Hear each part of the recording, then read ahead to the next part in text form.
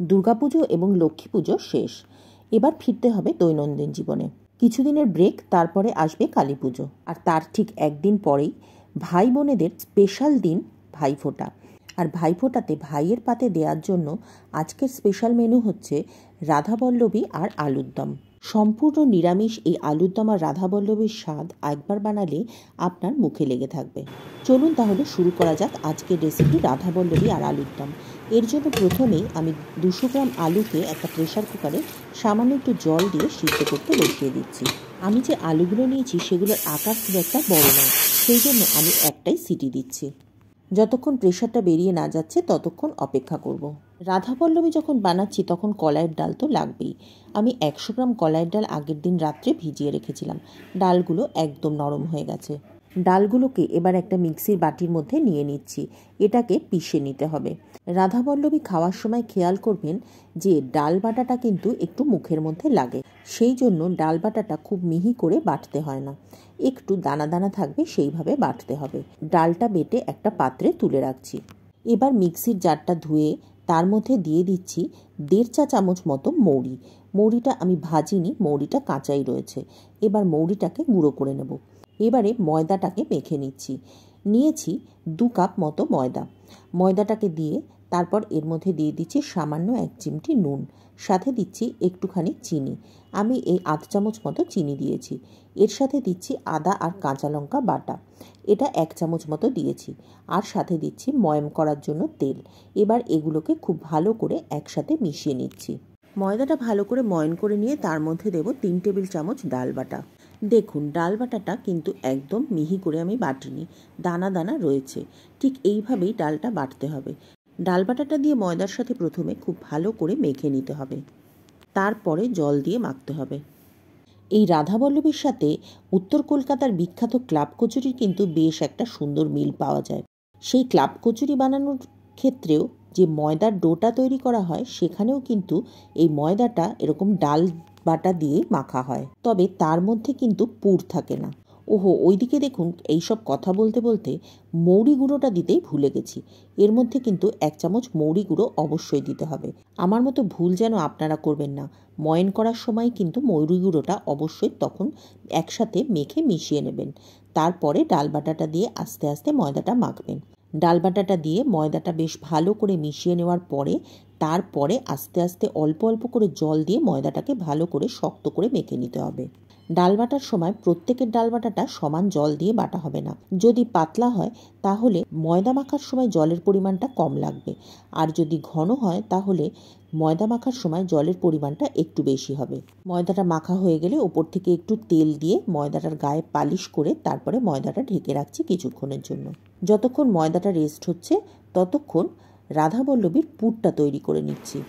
কড়াইতে সাদা তেল গরম করে তারপরে তার মধ্যে দিচ্ছি কালো জিরে ফোড়ন। 1 চিমটে কালো জিরে ফোড়ন দিয়ে ফোড়নটা বেশ সুন্দর যখন ভাজা হয়ে যাবে তখন এর মধ্যে দিচ্ছি 1 চিমটে হিং।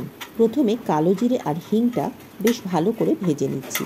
হিঙের সুন্দর গন্ধ বেরোলে এর মধ্যে দিচ্ছি আদা কাঁচা লঙ্কা বাটা। আমি 1 চামচ আদা কাঁচা লঙ্কা বাটা দিয়েছি। আর তার সাথে দিচ্ছি বাকি যে মৌরি গুঁড়োটা ছিল সেই মৌরি গুঁড়োটা। সব কিছু দিয়ে বেশ ভালো করে নাড়াচাড়া করে এটাকে কষিয়ে নিতে হবে।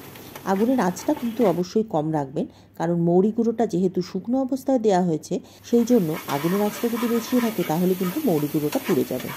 আর এরই সাথে একসাথে আমি স্বাদ মতো নুন আর চিনিটাও দিয়ে দিয়েছি।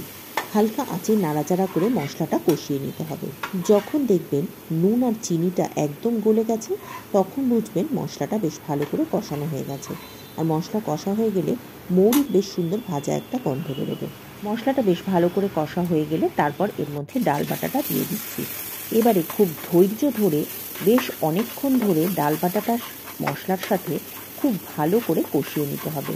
কলাইয়ের ডাল একটু চটচটে, আর সেই জন্য খুব তাড়াতাড়ি কড়াইয়ের গায়ে লেগে যায়। আজকে সেই জন্য আমি ননস্টিক ফ্রাই প্যান ব্যবহার করছি। ননস্টিক ফ্রাই প্যান ব্যবহার করলে এই ডাল বাটাটা ভাজতে খুব সুবিধা হয়।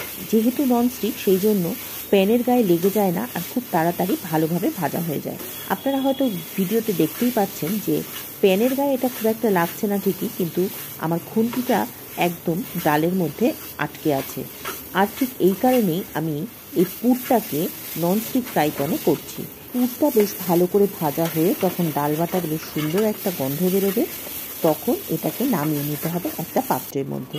একটা পাত্রে নামিয়ে নিয়ে এটাকে ভালো করে ঠান্ডা করে নিতে হবে। পুরটা ঠিকমতো ঠান্ডা না হলে কিন্তু খুব মুশকিল। রাধাবল্লভীর মধ্যে পুর ভরে তখন বেললে পরে রাধাবল্লভীগুলো কিন্তু ফেটে যাবে। আর এই কারণেই আমি একটা প্লেটের উপর নিয়ে এটাকে ঠান্ডা হতে রেখে দিচ্ছি। ওদিকে দেখুন আলুগুলোকেও আমি বার করে নিয়েছি প্রেসার কুকার থেকে। এবার আলুগুলোর খোসা ছাড়িয়ে নিচ্ছি। আমি মাঝারি মাপের আলু নিয়েছি। যদি আলুর দমের আলু নেন তাহলে সেগুলো দেখতে বেশ ভালো লাগে, তবে এই সময় তো আলুর দমের আলু সবসময় পাওয়া যায় না, সেই জন্য এরকম আলু নিলেও চলবে। যেহেতু আলুগুলো একটু বড়, সেই জন্য আমি এগুলোকে মাঝখান থেকে 2 টুকরো করে নিচ্ছি, আর যেগুলো তার থেকেও একটু বড় সেগুলোকে 3 টুকরো করে নিচ্ছি। মনে আছে ছোটবেলায় আমাদের পাড়ার একটা মিষ্টির দোকান থেকে আমাদের বাড়িতে রাধাবল্লভী আনা হতো, আর তার যে আলুর দমটা ছিল তার স্বাদটা যেন এখনও মুখে লেগে আছে। আলুগুলো কাটা হয়ে গেছে। এবারে যেই ফ্রাই প্যানে আমি পুরটা তৈরি করেছিলাম সেই ফ্রাই প্যানের মধ্যে আরও কিছুটা তেল দিয়ে তেলটা গরম করে নিয়ে এর মধ্যে ফোড়নে দিচ্ছি তেজপাতা, জিরে, একটা দারচিনির টুকরো, 2টো এলাচ আর কয়েকটা লবঙ্গ। এবারে হালকা আঁচে এগুলোকে খুব ভালো করে ভেজে নিচ্ছি যতক্ষণ না পর্যন্ত খুব ভালো সুগন্ধ বেরোচ্ছে। ফোড়ন থেকে সুন্দর গন্ধ বেরোলে তারপর এর মধ্যে দিয়ে দিচ্ছি 2টো বড় সাইজের টমেটো বাটা।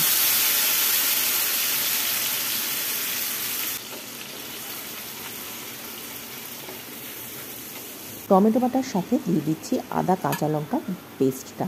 আদা কাঁচা লঙ্কার পেস্টটা আমি 1 চামচ মতো দিয়েছি, আর এর সাথে দিয়ে দিচ্ছি সমস্ত গুঁড়ো মশলাগুলো। 1 চামচের 4 ভাগের 1 ভাগ হলুদ গুঁড়ো, 1 চামচ করে ধনে গুঁড়ো, জিরে গুঁড়ো, শুকনো লঙ্কা গুঁড়ো আর কাশ্মীরি লঙ্কা গুঁড়ো, সব কিছু দিয়ে বেশ ভালো করে কষিয়ে নিচ্ছি। আপনাদের মনে হতেই পারে মশলাগুলো দেওয়ার আগে টমেটোটা ভালো করে কেন কষিয়ে নিলাম না। দেখুন একটা কথা, সবসময় আমরা রান্নাঘরে যখন রান্না করি সবসময় কিন্তু আমরা সব পদ্ধতিটা মেনে সব কাজ করি না, কখনো কখনো শর্টকাট করার জন্য একটু এদিক ওদিক করেই থাকি, আর আজকে আমিও ঠিক সেইটাই করলাম। টমেটো আর মশলাগুলো সব একসাথে দিয়ে একসাথেই আমি কষিয়ে নিয়েছি। ও হ্যাঁ, সাথে স্বাদ মতো নুন চিনিটাও কিন্তু অবশ্যই দিয়েছিলাম। আর সবশেষে মশলা কষিয়ে নেওয়ার পর আলুগুলো দিয়ে আলুর দমটাকে আরও একটু কষিয়ে নিয়ে তারপর জল দিয়ে আলুর দমটাকে হতে দিয়েছি। যতক্ষণ আলুর দমটা হচ্ছে ততক্ষণ ময়দাটা থেকে একটু লেচিগুলো কেটে রেডি করে নিচ্ছি। আমি মোট 2 কাপ ময়দা নিয়েছিলাম, তা থেকে মোটামুটি এই 6 থেকে 7টা রাধাবল্লভী তৈরি হবে। লেচি কাটার আগে ময়দাটা কিন্তু আরও মিনিট খানেক একটু ভালো করে ঠেসে নিতে হবে। এবারে লেচিগুলো কেটে নিচ্ছি। যখনই রাধাবল্লভী তৈরি করবেন তখন রাধাবল্লভীর লেচি কিন্তু একটু বড় বড় করে কাটবেন। দেখতেই পাচ্ছেন কীরকম বড় একটা লেচি তৈরি করেছি। পুরটা ঠান্ডা হয়ে যাওয়ার পরে আমি পুরটাকে ভাগ ভাগ করে ছোট ছোট গোল গোল করে রেখেছি। সেই ভিডিওর ক্লিপটা ডিলিট হয়ে গেছে বলে আমি সেটা দেখাতে পারলাম না। এবারে ময়দার লেচির মধ্যে যে পুরগুলো তৈরি করে রেখেছিলাম ভাগ ভাগ করে, সেই পুরটা নিয়ে আমি এই ময়দার লেচির মধ্যে দিয়ে দিচ্ছি। দিয়ে দেখুন আমি কিভাবে ময়দার লেচিটাকে তৈরি করছি। পুরো ময়দার লেচিটার মধ্যে পুরটা ভেতরে চলে যাওয়ার পর একদম ঘুরিয়ে ঘুরিয়ে বন্ধ করে দিচ্ছি মুখটা, আর তারপরে যে অবশিষ্ট ময়দাটুকু রয়েছে এক্সট্রা, সেটাকে আমি তুলে আলাদা করে কেটে ফেলে দিচ্ছি। প্রত্যেকটা ময়দার লেচি ঠিক একইভাবে তৈরি করে নিতে হবে। আমি আপাতত 4টে রাধাবল্লভী বানাচ্ছি, বাকি 4টে আমি পরে বানাবো। সেই জন্য আমি 4টে লেচি তৈরি করে নিয়েছি। বাকি ময়দা আর ডালের পুরটা আমি রেখে দিচ্ছি পরে তৈরি করার জন্য। এদিকে একবার দেখে নেব আলুর দমটা হয়েছে কিনা। দেখুন আলুর দমটা একদম সুন্দর মাখা মাখা হয়ে গেছে। এবার এর মধ্যে দিয়ে দিচ্ছি 1 চামচ শাহি গরম মশলার গুঁড়ো, আর এর সাথে দিচ্ছি 1 চামচ ভাজা মশলার গুঁড়ো। নিরামিষ আলুর দমে ভাজা মশলার গুঁড়োটা অবশ্যই দেবেন, তাতে আলুর দমের স্বাদ এবং গন্ধ দুটোই খুব সুন্দর হয়। সব কিছু খুব ভালো করে মিশিয়ে নিয়ে এবার আলুর দমটাকে নামিয়ে নেব। এবারে রাধাবল্লভীগুলোকে বেলে নিচ্ছি। রাধাবল্লভী কিন্তু খুব সাবধানে বেলতে হবে যাতে কোনোভাবেই ফেটে না যায়। একটু মোটা মোটা করে বেললে ভালো হয়। আর রাধাবল্লভী যেহেতু সাইজে একটু বড় হয় সেই জন্য লেচিটাও বড়ই কেটেছিলাম। এবারে খুব সাবধানে রাধাবল্লভীগুলোকে বেলে নিচ্ছি। দেখতেই পাচ্ছেন রাধাবল্লভীগুলো কতটা বড় বেলেছি। এইরকম 2টো বড় বড় রাধাবল্লভী খেলে এমনি পেট ভরে যাবে, 2টোর বেশি খুব একটা প্রয়োজন পড়ে না। সেই জন্য আমি 2জনের জন্য 4টে রাধাবল্লভী বানাচ্ছি। বাকি রাধাবল্লভীগুলো আমি একইভাবে বেলে নেব। আমার ভিডিওগুলো আপনাদের ভালো লাগলে লাইক করে শেয়ার করে দেবেন, আর যদি চ্যানেলে নতুন হন তাহলে চ্যানেলটি সাবস্ক্রাইব করে পাশে থাকা বেল বাটনটি ক্লিক করে দেবেন। ফেসবুক পেজ থেকে দেখলে পেজটিকে ফলো করে নেবেন। কড়াইতে গরম করে নিয়েছি সাদা তেল।